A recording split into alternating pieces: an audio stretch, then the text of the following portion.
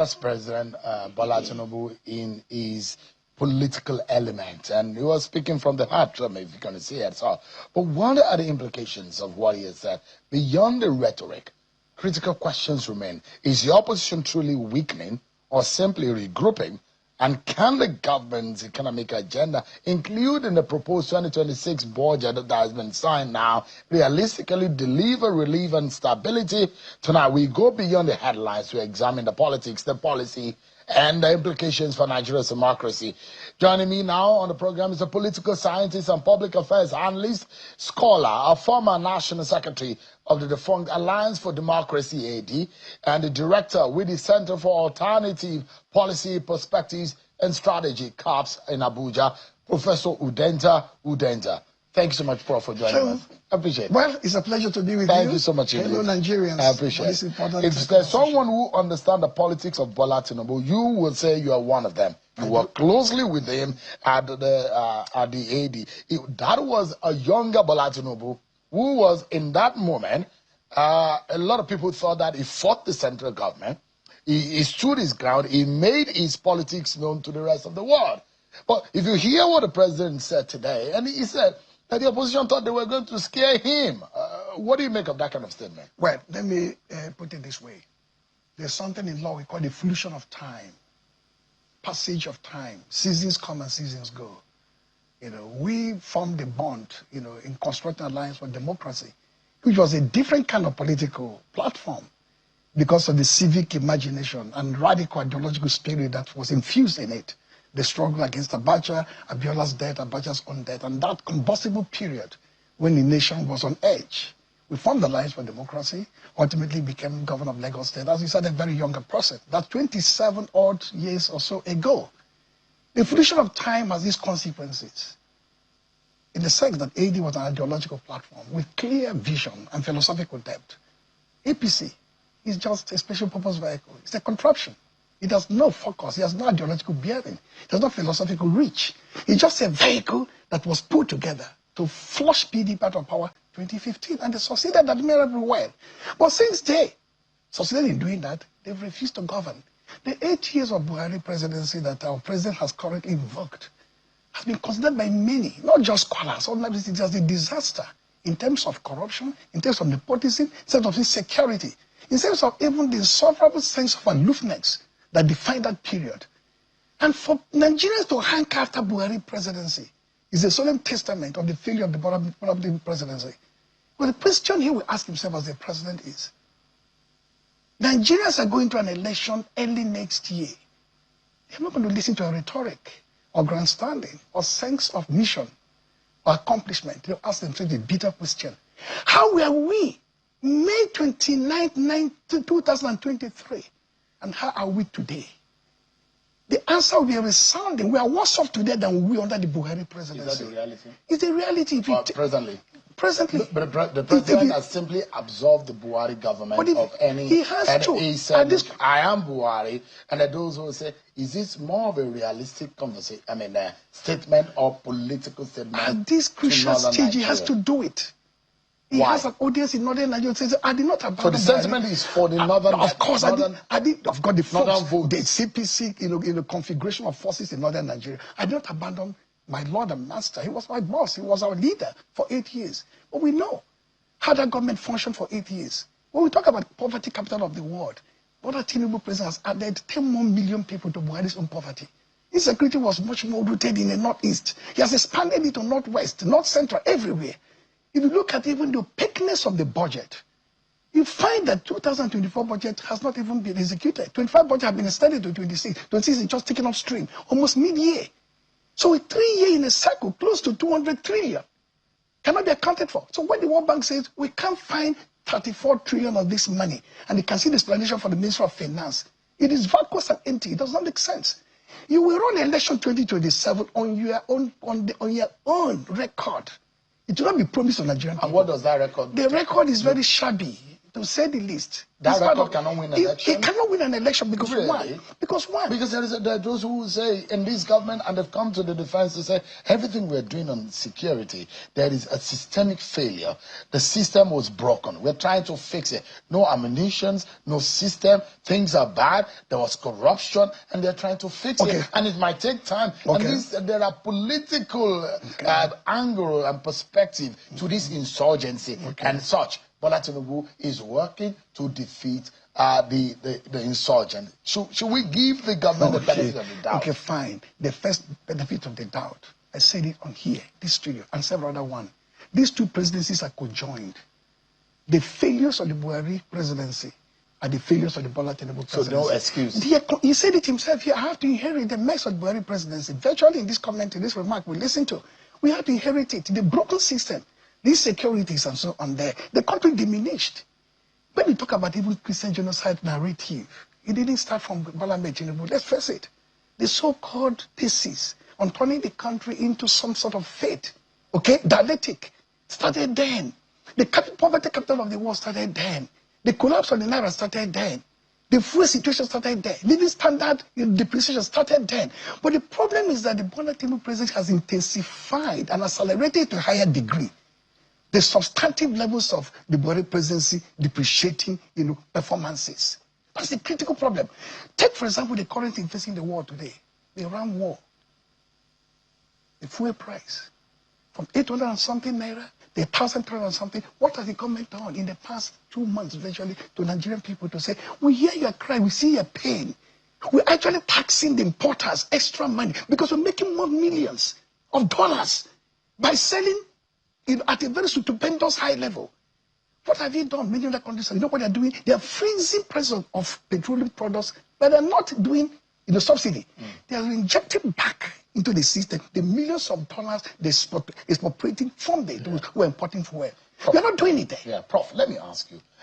The statement that the president made in the villa about opposition, about 2027, does it sound like a statement of consolidation of power, or a statement that is already looking like the president is concerned about political vulnerability? He said that they will not scare him away because already they are scaring him away.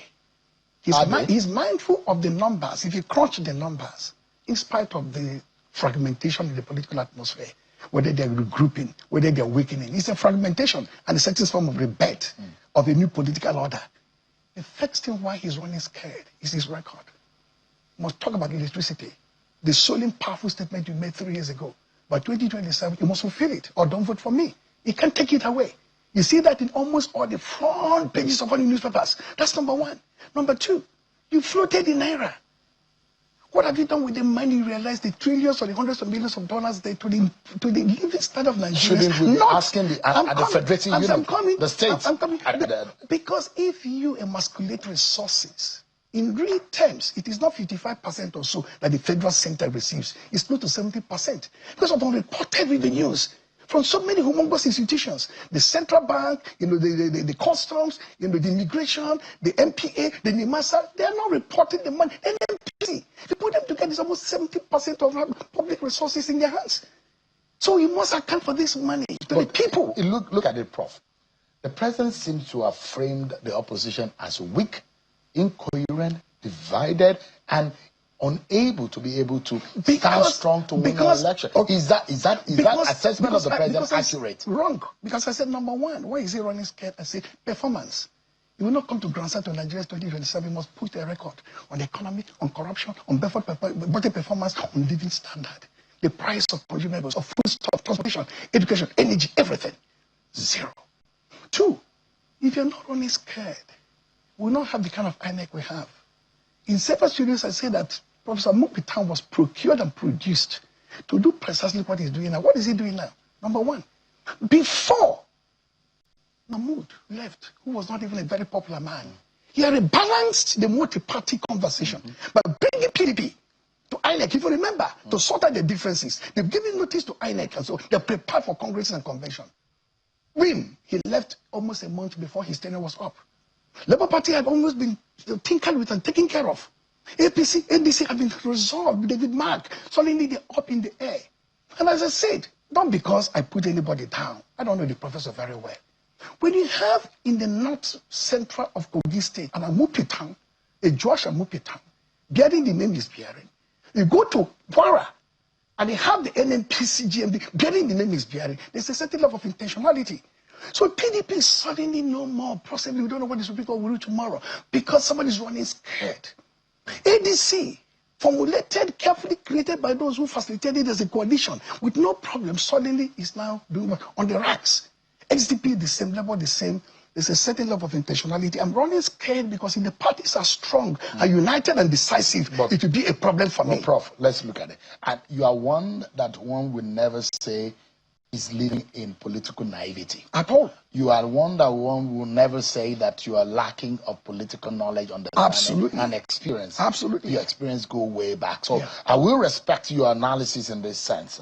And I like you to be very critical and say the truth to power. And let's say it exactly the way it is. Okay. But let me ask you, in the president's own assessment, and he has, highlighted some of the leaders and the big wigs within the opposition. But if you look at it, and he's also talked about a crisis in internal politics and a crisis in this political party. Let's be honest with ourselves. Okay. You know Bola Tinubu. In Bola Tinubu's days, when he was a younger, he was brutal. He went into Ekiti, went into Oshun, and he Edo and he has his foot soldiers sitting in that room in the renewed hope ambassador, the governors across all the state, and he gave them the confidence. And look, if they could not beat me when I didn't have power, is it now that they will beat me? And you know him. If you're going to beat Bola Tinubu, you must be the more you look as a frail Bola Tinubu at your own peril. He's probably one of the smartest political strategies we have in the country. Okay. If you undermine him at your own peril. Okay. Analyze for us, Prof. The opposition as presently constituted, can they beat Bola Tinubu? In what world can that happen? You need a lot of variables to be in place. If you build an equation, you have integrals you put together. Number one, the challenges facing the opposition are challenges which, of course, were manufactured from outside. It's substantially. We don't have the time to probe into that. I'll give you an example of a friend who said, I don't have any issue with Sean.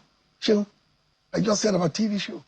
A serving minister of the Federal Republic is an alter ego of a president. Not just one minister, not the FCC minister alone. Every minister speaks for the president.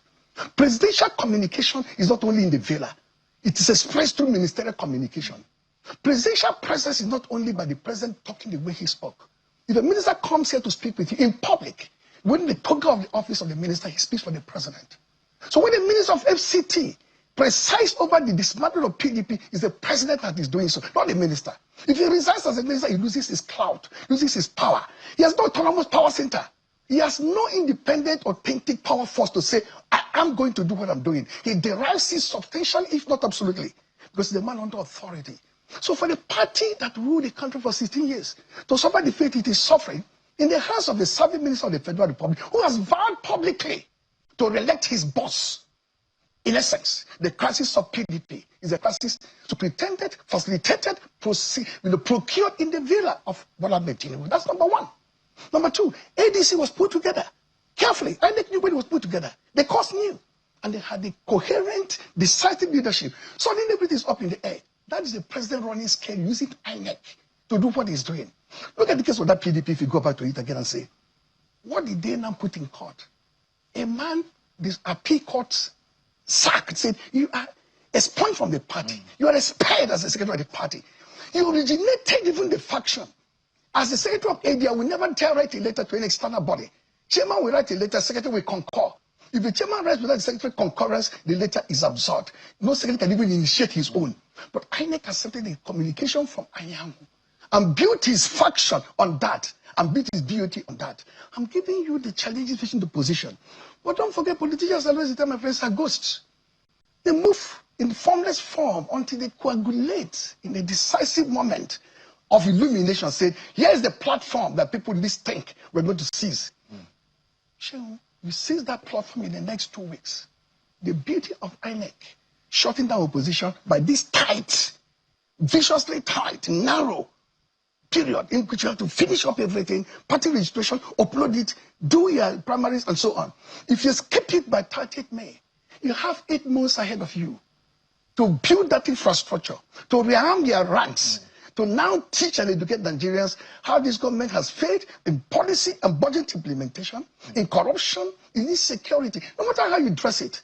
Oh, we made a broken system. We made a system that was diminished and famished. Every year you allocate trillions for the military. Every year you have former leader who you say you have embraced, allocated trillions for 8 years with disastrous consequences. Produce only capital of the world, poverty capital of the world. Let me tell you, macroeconomic stability does not end with statistics and figures, abstract norms. It can't say one of the statistics has said inflationary pressure is weakening. There's a macroeconomic stability in the system. It's a living standard of the people. So, Prof, my question here is Tinubu beatable? Of course. By this opposition? Of course. In the form in which you know why it is going to be? Yeah. If you listen carefully to me, INEC choked down the system 2022. You recall. APC did the primary 7th August, if I'm not mistaken. You can fact check it. PDP and other did a little bit early. Labour, I don't know because we left PDP for Labour Party. So now you're compressing it to 30th May, including governorship primaries, senatorial primaries, rest primaries. So many parties will not be prepared to do it. Once they manage to get through that threshold, and they will get through that threshold, they are resourceful. It's a 50-50 chance. I said there's a 50-50 chance. ADC might not be on the as it's presently constituted. It's a 50-50 chance. Let me tell you what. They either win the case or lose the case. Let me tell you what I mean by being ghosts. They're human beings with life and blood and flesh and bone. Ghost means they are ethereal beings. You can't capture them and keep them in a place. They move like bird. You know, they move like gypsies. Politicians will find a home. May not be a DC. I'm saying the consequence here, Prof, just apologies, is the fact that in 2023, prior to that, when the primaries didn't go in Peter Obi's favor, he left the PDP and moved to the Labour Party. In this climb, you can't do it again. Do you know? You stop the timetable. Now, listen, so that means you are boxed. You cannot leave any longer. At the timetable. Yeah. The timetable gives you a window. Some say up to 5th May, some say up to 10th May. I had a conversation with a floater, a founder of a party still in the making. I will not talk more about it. Yeah. You don't know who is listening. Millions are listening to us. He said, no, it is not 5th May, it is 10th May. It's a closure. When you think in terms of submitting the final INEC registration to INEC, the membership registration to INEC. Today is what? 19th April. 24 hours is a lifetime in politics. Between now and 5th May or thereabout, shall we put it on record today? The politicians of this country who oppose to the current government of Bola Tinubu will find a home, a secure home. When that home is found, it may be a secure home. It may be a secure home for now. It may be a home not too well known. Yeah. Give it 2 months gestation period. That home will grow in leaps and bounds. And APC that has overgorged. I talked about obesity and flatulence. Yeah. You know, 32 governors, senators, and reps. They already disgorged in many states across the country. Confusion within their ranks. This opposition will not only have the time to rebuild the infrastructure and deepen their reach. They have 6 months to campaign. Typically in Nigeria, campaigns are 6 weeks. INEC knew what they're doing with this Samupitans INEC, choke them down so they'll not even get out of that block firing, okay? They will get out of it. And when they get out of it, from May 30th, ask yourself, what happens from May 30th to December 30th? June, July, August, September, October, November, December, this government is beatable. The time is there. Ample time in our hands. And quickly, Prof, there were the times where the PDP had a very, very strong repository of resources. Delta State, Rivers State, Akwa Ibom State, Oyo State. These are states where you could fund an election. Massively. Great operation. The opposition doesn't have Who won Delta State last time around? Delta State? Who won it? In the presidential election? P2B? Infrastructure? He defeated a sitting governor, a vice president candidate of a ruling party. No, not the ruling party, of the PDP, the opposition party. He beat him. He beat him in Edo. He beat the current president in Lagos State.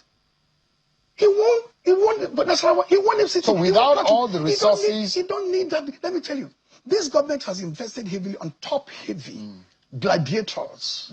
I said it here, they have these flatulence. So if you take it that you have virtually the governors and the ministers and the senators, why are you running scared? Why are you using INEC? Why are you using the courts? Running scared. The government is running scared. You know why they're running scared? As I said, 2027 is not going to be rhetoricization of your intent, that I, the president, is going to do this and that, you have to confront the nation with what you accomplished in the past 4 years. It's on your record. And you think the APC does not have anything to show? They have nothing to show. Say poverty, hunger. Really?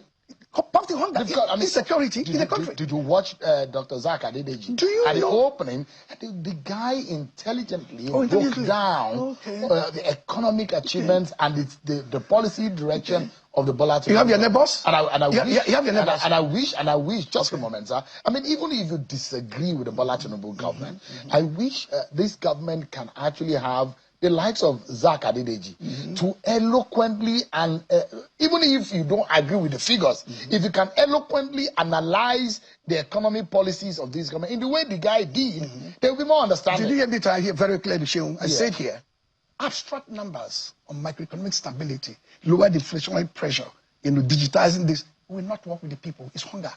We work for them. Are they seeing more money today? Are they buying things at cheaper prices, drugs, that's medicine for life saving? Their kids going to school. Are they being kicked out of their homes because they can't pay rent? Since the Iran war started, they now moved fuel from 800 to 1,300. Are they seeing better money? I'm coming to manage it. Diesel was 1,020 to now 2,000 a liter. Are they seeing money to buy diesel? Are their homes not in darkness? DDG's figures and numbers are irrelevant and meaningless to the welfare of the people. What matters is the living condition. That is why government sometimes is distant from the people, isolated and alienated. They give you grand numbers. It runs very well. You will be there, one back with a clapping for you. The reality is that people are bitter, hungry. All right, Prof, this is where we anchor tonight. And let me know your views. If you were to if you're on the analysis table and in the situation room, in the war room, and you want to beat Bola Tinubu, whom you know very well. Yes. What pairing would you pick in the opposition as presently constituted? What pairing? What pairing? The ticket. Who are the faces you will put on the ticket if you want to beat Bola Tinubu, frankly speaking? First and foremost, I have been on record that because of the necessity of zoning, as a way to restrain the appetite of the elite. Because if you don't restrain the appetite of the elite, you may have a Benue situation where the thieves will perpetually produce the governor. And the dumbers and so on will produce the deputy. A time will come when the team will say, we have had this in too long. Let us give it to the other person. In 2023, the man in detention, that's where Rufai, helped this president over the finishing line. He took war with his political mentor and his father, the president. He even went to court against him. He even did a counter broadcast in Kaduna when the president made a broadcast on the Naira with design and so on. He put a counter broadcast. He said there are no leaders in the north even. Not that don't respect leaders. He said, we the governors have decided the power must go to the south. And they pit on the president. They helped him over the finishing line. 2027, people believe that the power should remain in the south to continue to 2031. What pairing? The pairing in the south you have to do what you have on the ground, visible, manifest, is P2B. Essentially, in the south, for example, the choice of who they have in the north is for them to make up their mind. You have, for example, Kwangwaso is around the corner, he's already part of the position. So Peter Wait, I'm not finished. Yeah. Of late, the governor of Bauchi State, General PDP Governor's Forum, has been all over the place there, to be turned out, to be given the consequences of the problems in the party. He's suffering, his pain.